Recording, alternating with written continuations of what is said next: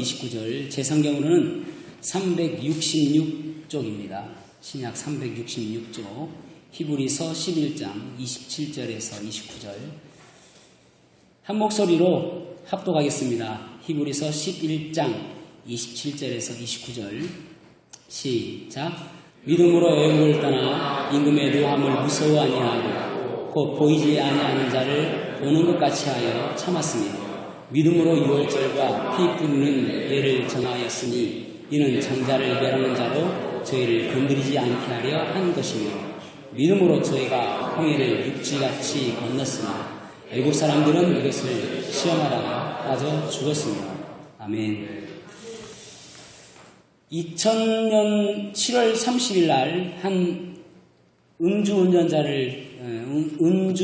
때문에 육중 추돌 사고를 당했던 이지선이라는 자매를 아실 것입니다.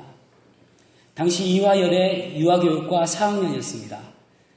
이 사고로 인해서 전신 55%의 몸에 3도 화상을 입었습니다. 잠을 잘 때에 눈이 감기지 않아서 눈을 뜨고 안대를 해야 잠을 잘 수 있었고요. 또 당시에 분대를 감아서 진물이 나와가지고 진물을 밥을 먹을 때 진물하고 같이 먹을 정도의 그런 고통이 있었다고 합니다. 그때 목사님께서 오셔가지고 기도해 주시면서 하시는 말씀이 이때를 위한 믿음이 아니겠느냐. 에스더가 이제 그 유대인들이 다 죽을 것 같은 위기에 처했을 때에 모르드게가 와서 당신의 왕후됨은 이때를 위함이 아니냐 하는 그 말씀을 가지고 위로해 줬다고 합니다. 여러분, 우리는 마치 믿음이 좋은 것처럼 보일 때도 있고 또 그렇지 않은 경우도 있지만은 어쨌든 순탄할 때의 믿음은 진정한 믿음이 아닐 수 있겠죠. 정말 힘들 때 우리는 어떤 믿음의 자세를 취하는가, 그것이 중요할 것입니다. 우리의 믿음이 고난 가운데 있을 때 비로소 올바른 믿음이구나. 그래서 고난 가운데 처했을 때에 그 믿음을 이때를 위한 믿음이라고 할 수 있을 것입니다. 저와 여러분이 평탄할 때뿐만 아니라 환경이 어려운 환경과 역경과 난관 속에서도 좋은 믿음으로 살아가는 그러한 삶 되시기를 축복합니다. 여기 모세와 이스라엘 백성들이 어려움을 이겨나가기 위해서 어떻게 믿음으로 살았는지 오늘 본문의 말씀을 가지고 고난 속에서 우리가 가져야 할 믿음, 고난 속에서 우리가 가져야 할 믿음이라는 제목으로 오늘 말씀을 나누도록 하겠습니다. 고난 속에서 우리가 가져야 할 믿음. 첫 번째로는 하나님을 의지하며 살아가는 것이 고난 속에서 가져야 할 믿음입니다. 하나님을 의식하며 살아가는 건요. 히브리서 11장 27절 말씀을 다시 한번 읽어보겠습니다. 시작. 믿음으로 애굽을 떠나 임금의 노함을 무서워 아니하고 곧 보이지 아니하는 자를 보는 것 같이 하여 참았으며 아멘. 이들의 믿음은, 모세의 믿음은 보이지 아니하는 그 하나님을 보는 믿음이 있었다고 말씀하고 있습니다. 전능하신 하나님, 크신 하나님, 모든 문제들을 해결하여 주실 그 하나님을 바라보는 눈이 있었다라고 말씀하고 있는 것입니다. 우리는 축복받고 평탄하고 좋을 때는 얼마든지 하나님께 살아계신 거 믿고 좋아합니다. 그런데 정말 힘들 때는 주님 당신은 어디에 있습니까? 라고 원망할 때가 얼마나 많은지 모릅니다. 여러분, 아이들에게 10개월이 딱 되면은 한 가지 개념이 생기는데 물체 영속성 개념이 생깁니다. 물체 영속성 개념. 무슨 말이냐면은 10개월 전만 해도 여러분 그런 장난을 많이 해보셨을 거예요. 아이들한테 아버지 없다, 여기 있지 하면은 얼마나 좋아하는지 몰라요. 왜 그런지 아십니까? 가려지면 없다고 생각하기 때문에 그렇습니다. 10개월 전까지만 해도 보자기에 어떤 물건이 있잖아요. 그래서 보자기를 덮어 씌우지 않습니까? 그러면은 아이들은 막 오다가 보자기를 딱 덮어 씌워버리면은 없네 라고 생각하는 거예요. 그러니까 아버지가 아버지 없다 하다가 있네 하면은 이건 엄청난 마술이에요. 얘들한테는 없다고 어떻게 나타났지? 라고 하는 거예요. 그런데 물체 영속성 개념은 뭐냐면은 이렇게 가려도 그 뒤에 계시잖아 하는 것을 아는 거예요. 그게 물체 영속성 개념입니다. 그러니까 10개월을 계기로 그때부터 그 개념이 생긴다는 것입니다. 그런데 여러분 우리들도 영적으로 생각해 보면은 아주 어린 나이와 같은 그런 믿음, 그래가지고 그냥 눈앞에 안 보이면 안 보이는 것처럼 보여주고 당장 눈앞에 내가 여기 있다 라고 이야기하고 기적을 보여주고 막 체험하게 해주고 축복받게 해주고 막 그러면 하나님 살아계시군요 생각하는데 눈에 보이지 않냐면 마치 없는 것처럼 생각하는 사람이 얼마나 많은지 모른단 말입니다. 그건 아주 저속한 믿음, 어린아이와 같은 믿음임을 기억하셔야 됩니다. 이동호 목사님 책 보니까 이동호 목사님이 어느 가정에 방문하였어요. 그러니까 가정에 그 의자가 2개가 있더라는 거예요. 그래서 의자 하나에 딱 이제 목사님이 딱 앉으려고 하니까 아이 2이가 있는데 2이가 와서 목사님 막 말리는 거예요. 목사님 거기 앉으면 안 돼요. 아 왜? 여기 예수님 자리예요.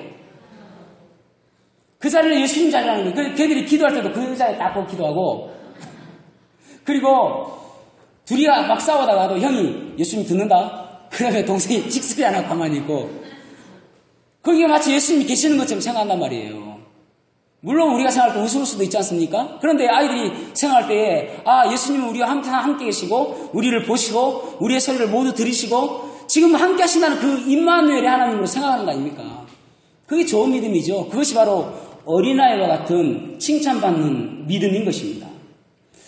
사랑하는 성도 여러분, 우리는 과연 우리의 삶 속에서 얼마나 하나님을 의식하며 살고 있냐는 것입니다. 요셉은 보디발의 아내가 그를 유혹했을 때에 요셉이 하는 이야기가 무엇이었습니까? 내가 하나님 앞에서 어떻게 득죄하리요? 그렇게 말합니다. 어떻게 하나님께 득죄할 것이냐? 그러니까 하나님 지금 보고 계시는데 내가 어떻게 죄를 범할 것이냐? 그런 이야기입니다. 예수님께서 제자들과 함께 갈릴리 호수를 건너기 위해서 배에 타셨습니다. 그리고 예수님은 고나셨는지 주무셨습니다. 그리고 광풍이 불었어요. 그때 제자들은 무서워 떨었습니다. 그리고 예수님을 깨우죠. 주님 우리를 구원하여 주십시오. 우리 죽겠습니다. 깨우지 않습니까? 그때 예수님께서 그 제자들을 꾸짖으시잖아요. 뭐라고 꾸짖습니까? 믿음이 적은 자들아. 내가 함께 있는데 왜 그렇게 걱정하느냐? 라고 이야기하시면서 그리고 풍랑을 잔잔케 하시잖아요. 그 말은 무슨 말씀입니까? 예수님께서는 이 풍랑을 주관하시고 모든 것을 역사하실 그런 전능하신 하나님인데 그 하나님이 지금 함께 있는데 뭘 두려워하느냐는 것입니다. 그런 믿음의 눈이 우리에게 있어야 되는 것입니다. 그래야 우리가 때론 고난 가운데 처한다 할지라도 실망하지 않는 믿음이 되어지는 것입니다. 하나님의 임재를 항상 생각하시면서 살아가는 그러한 저와 여러분 되기를 축복합니다. 두 번째로는 보혈의 능력을 가지고 살아가는 것이 믿음이라는 것입니다. 보혈의 능력을 가지고 살아야 된다. 28절 말씀을 같이 한번 읽어볼까요? 28절 시작.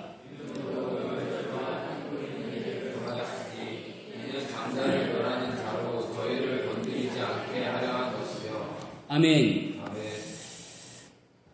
하나님께서 이제 당신의 백성들의 괴로움을 들으시고 그들을 출애굽시켜 주시기 위해서 모세를 선택하셨습니다. 그리고 내 백성으로 가게 하라라는 그 명령을 모세를 통해서 하게 되어집니다.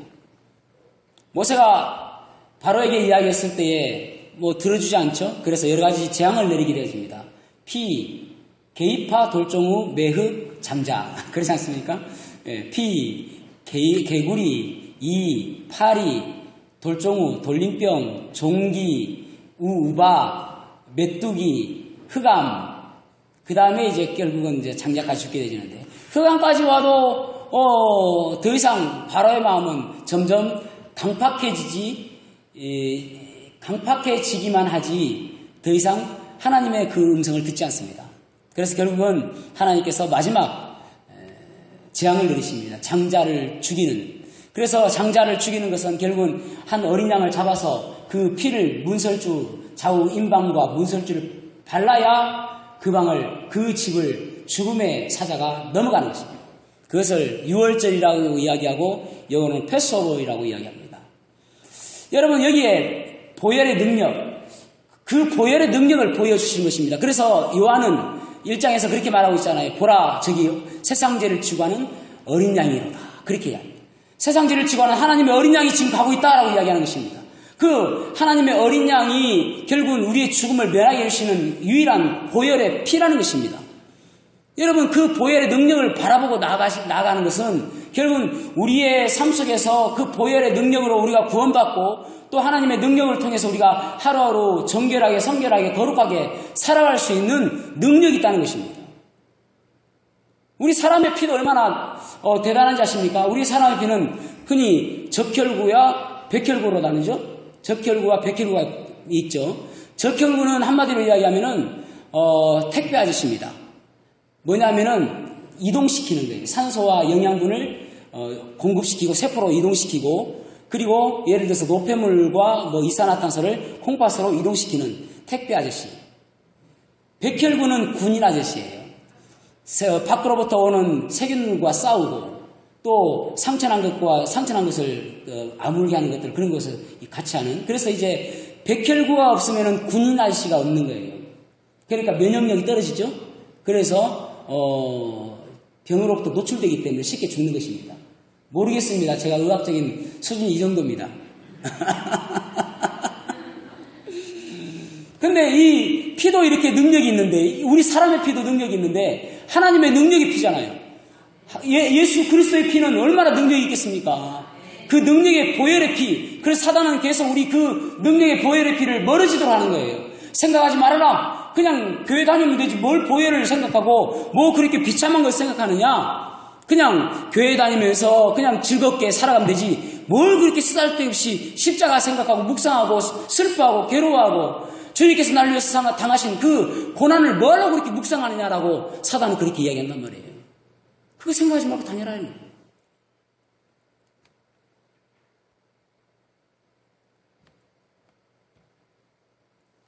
계시록 12장 11절에 여러 형제가 어린 양의 피와 자기의 증거하는 말을 인하여 저를 이기었으니 보혈은 있잖아요. 사탄을 이긴다라고 말씀하고 있습니다. 사탄을 이기는 능력이 보혈에게 있다. 그리고 이사야 53장 5절에 보면 그가 찔림은 우리의 허물을 인하며 그가 상함은 우리의 죄악을 인함이라. 그가 징계를 받음으로 우리가 평화를 누리고 그가 채찍에 맞음으로 우리가 나음을 입었도다. 채찍에 맞음으로 우리가 치료와 회복과 평화를 주신다라고 말씀하고 있는 것입니다. 여기 보면은 6월절에 여기 보면은 피를 뿌렸다. 그렇게 말씀하고 있죠. 피를 뿌렸다. 피 흘림과 피 뿌림, 이것은 다른 것이죠. 어린 양을 잡았을 때 피 흘림이 있고, 그것을 문설주와 문지방에 바르는 것, 그것이 피 뿌림이라고 말씀하고 있습니다. 다시 말해서 예수 그리스도의 피 흘림은 우리의 삶 속에서 내 삶 속에 끊임없이 피 뿌림이 있어야 그 보혈의 능력으로 살아가는 것입니다. 내 문지방, 내가 오고 다니는 그 문지방에 피를 뿌림으로 인해서 보혈의 능력을 생각하고 예수 그리스도의 사랑을 날마다 기억하며 살아가는 것이죠. 어느 날부터 내가 눈물이 없어지고 어느 날부터 내가 점점 감격이 없어지고 예배에 대한 회복이 없어진다면 십자가로 달려가야 되는 것입니다. 그 예수님의 그 피 흘리신 그 십자가로 달려가야 그래야 비로소 내가 신앙의 회복이 있어지고 그리스도의 사랑을 감격하게 되어지는 것입니다. 그 보혈의 능력을 가지고 나가는 것이죠. 그래서 찬양 가운데 그렇게 하지 않습니까? 주의 보혈 능력이 또다 주의 피 믿으오 주의 보혈 그 어린 양의 매우 귀중한 피로다. 주의 보혈은 능력이 있는 것입니다. 세 번째로는 믿음으로 전진하는 것입니다. 29절 말씀을 같이 읽어보겠습니다.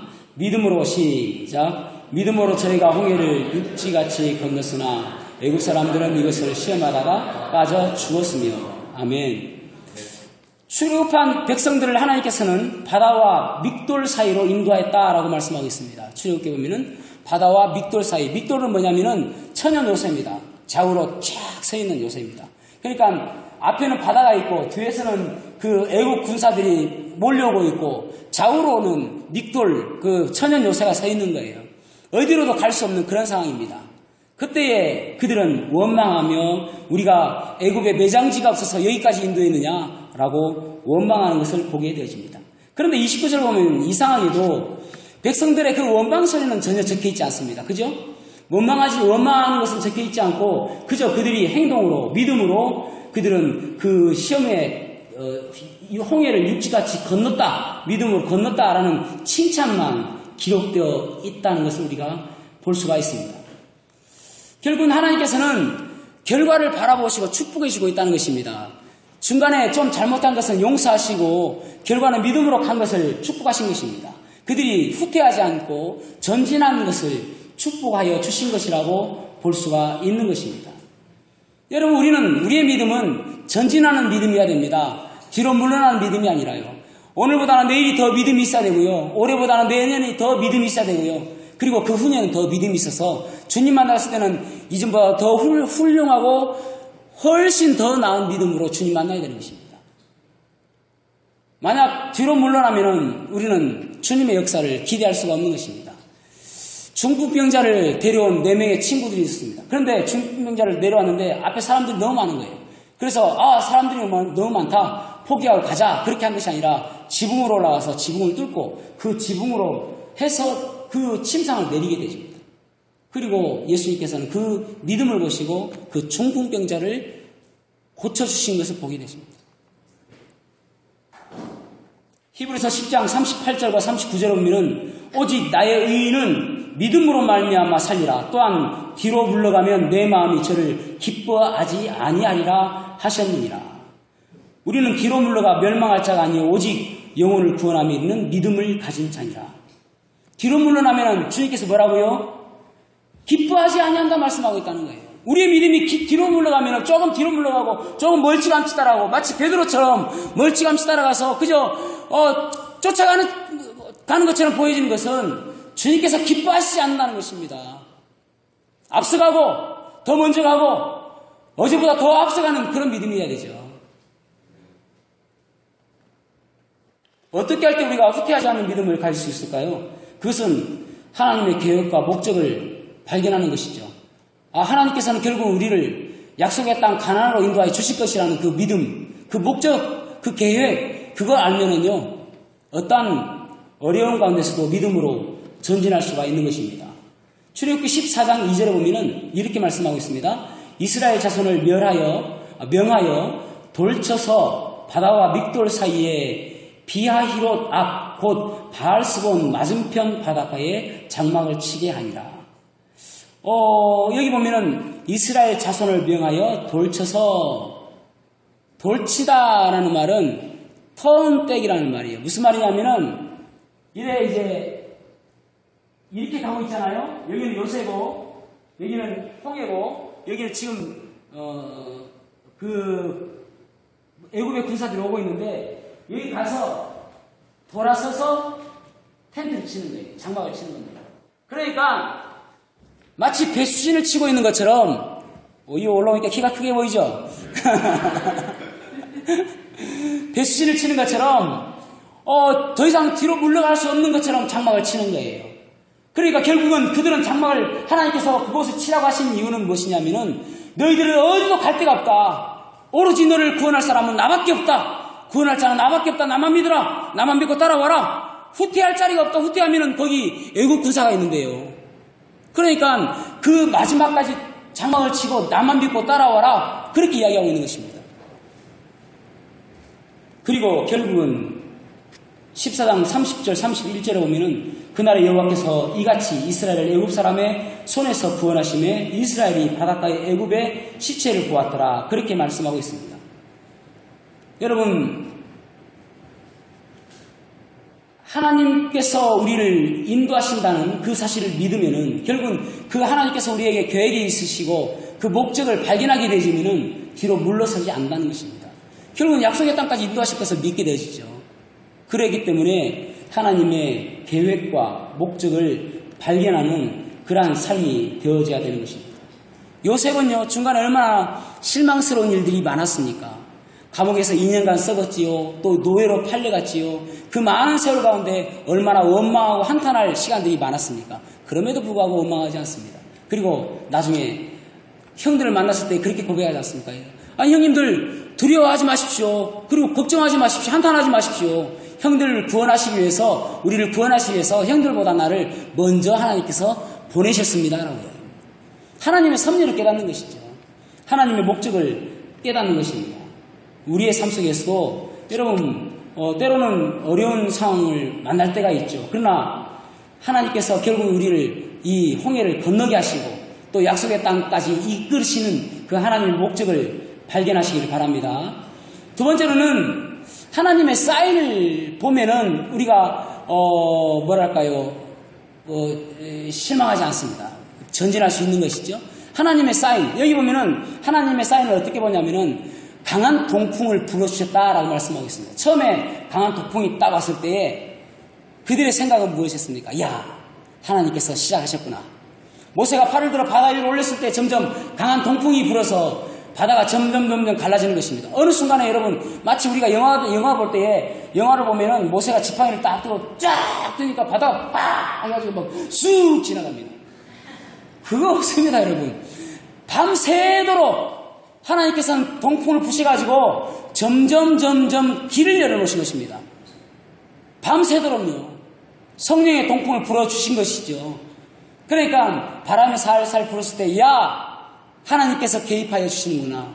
마치 여러분, 아기 예수가 이 땅에 탄생하셨을 때에 동방 박사들이 낙타를 따그닥 아기 예수께 오지 않습니까? 그 낙타의 소리를 사람들이 바라듣고, 야, 이제 하나님께서 역사하시는구나. 그 낙타 소리처럼 우리가 그것을 사인으로 받아들여야 한다는 것입니다. 여러분, 그래서 영적인 눈을 발견하도록 기도해야 됩니다. 하나님, 내 눈을 열어서 하나님의 사인을 발견할 수 있도록 도와주십시오. 이제 하나님께서 일하시는 것을 깨닫게 해주십시오. 아, 이제 하나님께서 이제 역사하시는구나. 내 삶에 들어오시는구나. 개입하시는구나. 주관하여 주시는구나. 깨닫게 해주십시오. 그러면은요, 전진할 수가 있습니다. 그것이 우리에게 있어야 되죠. 사랑하는 성도 여러분, 여러분의 영안을 열어달라고 기도하시기 바랍니다. 그랬을 때에 하나님께서 이제 개입하여 주시겠구나. 하나님께서 이제 주관하여 주시겠구나. 이제 하나님께서 나와 함께 하시겠구나. 그거 깨닫게 되지면 얼마나 힘이 되는지 모릅니다. 이지선 자매에 대해서 다시 한번 이야기를 좀 더 하고 마치도록 하겠습니다. 이 자매가 그리고 나서 만약에 너무 괴롭고 힘들어서 목숨을 끊었다. 그렇게 되어졌으면 얼마나 슬픈 인생이 되겠습니까? 그죠? 그런데 이 이지선 자매가 예전에 힐링 캠프에 나와서 하는 이야기가, 내가 이렇게 되고 나서 또 하나님의 사랑을 깨닫게 되었고 그 전의 위치로 다시 가라고 해도 나는 가고 싶지 않습니다. 여러분, 그 전에 얼마나 얼굴이 이쁜지 몰라요. 여러분보단 조금 덜한데 얼마나 이쁜지 몰라요. 그런데 그때로 가기 싫다는 거예요. 그러고 나서 그가 미국으로 가서 공부를 하게 되어집니다. 그리고 사회복지학 박사 학위까지 받고 왔습니다. 그래서 2017년 1월 달에 한동대 사회복지학 교수로 임용이 되었습니다. 올해 처음으로 교수가 되었습니다. 그의 꿈은 복지부 장관 꿈이라고 힐링캠프에서 이야기했습니다. 얼마나 영광스럽습니까? 얼마나 당당합니까? 여러분, 그런 면에서 그가 이때를 위한 믿음을 결국은 많은 사람들에게 증명해 보이는 거잖아요. 그 이지선 자매를 보면서 가장 즐거워하실 분은 누굴까요? 하나님이시죠. 부모들도 즐거워하고 그를 아는 많은 사람들이 즐거워하겠지만은 하나님께서 얼마나 기뻐하실까요?